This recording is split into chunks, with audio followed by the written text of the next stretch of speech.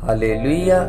स्वागत है आप सबका मेरी भविष्यवाणियों की पुस्तक में। तो आइए हम आज के पवित्र वचन को पढ़ेंगे जो कि परमेश्वर के दास प्रेरित अंकुर यूसुफ नरूला जी द्वारा लिखा गया है। निर्दोष जीवन का फल, जैसा कि भजन संहिता अध्याय 51 उसकी 10 आयत में लिखा, हे परमेश्वर मेरे अंदर शुद्ध मन उत्पन्न कर और मेरे भीतर स्थिर आत्मा नए सिरे से उत्पन्न कर। मेरे प्रियो, बाइबल में लिखा है कि शमूएल के स्वर्ग जाने से पहले अपने लोगों को इकट्ठा किया था और पूछा था कि क्या मैंने तुमसे कभी रिश्वत ली है, कभी किसी का न्याय बिगाड़ा है या किसी का गधा रख लिया हो? अगर कोई है तो मुझे बताओ।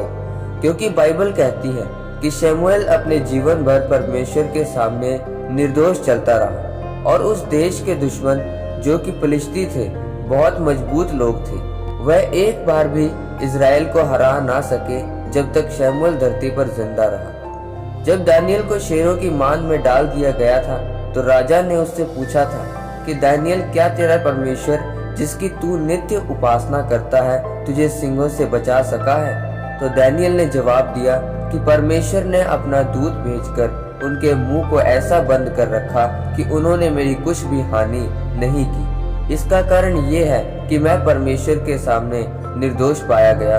फिर जब दानियल को निकालकर उसकी चुगली करने वालों को डाला गया तो लिखा है कि अभी वे फेंके ही जा रहे थे कि शेरों ने उनकी हड्डियां चबा ली थी। इसलिए आज मैं आपसे पूछता हूँ कि क्या आप एक निर्दोष जीवन व्यतीत कर रहे हैं? अगर नहीं तो आपको एक सच्चे मसीह के नाते परमेश्वर से वायदा करना है कि अगर आप एक पेंटर हैं तो 4 दिन का काम 4 दिन में खत्म करके वापस आएंगे।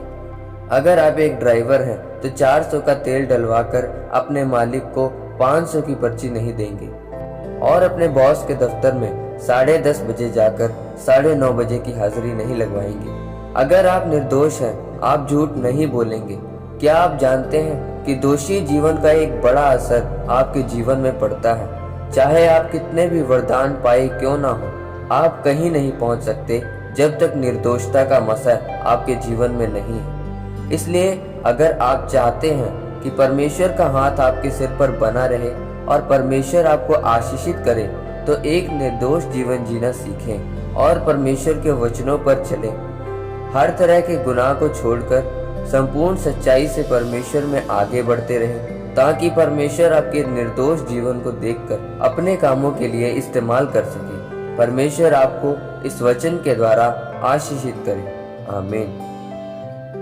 आइए परमेश्वर के दास के द्वारा लिखे गए इस अंगीकार को आप मेरे साथ करें। सर्वशक्तिमान परमेश्वर, इस वचन के लिए मैं आपका धन्यवाद करता हूँ। मैं अंगीकार करता हूँ कि मैं एक निर्दोष जीवन व्यतीत करूँगा, ताकि जो आशीषें आपने मेरे लिए रखी हैं मैं उन्हें ले सकूं और लोगों के लिए एक मिसाल बन सकूं। प्रभु यीशु मसीह के नाम में आमीन।